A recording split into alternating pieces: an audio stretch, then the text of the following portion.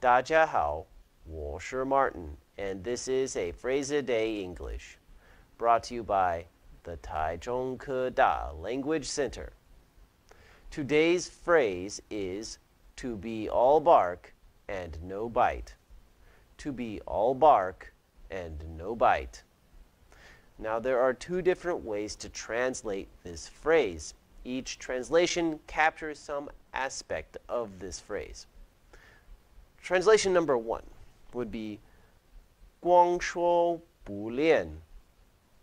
Way number two would be 色厉内荏.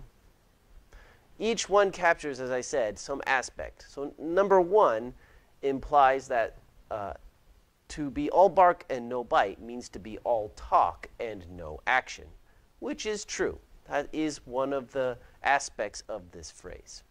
The second translation implies that this person may look fierce and terrifying on the outside, but on the inside, they are actually very weak and scared.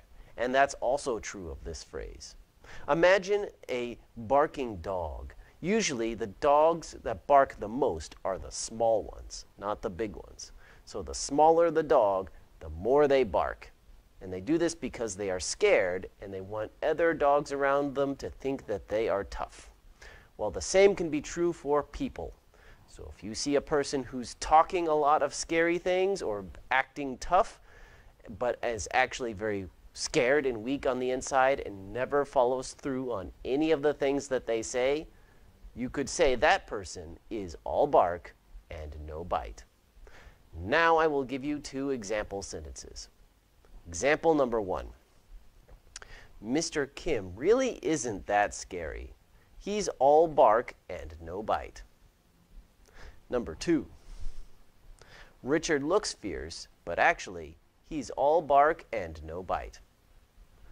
Okay, that's it for today. Thank you all for watching.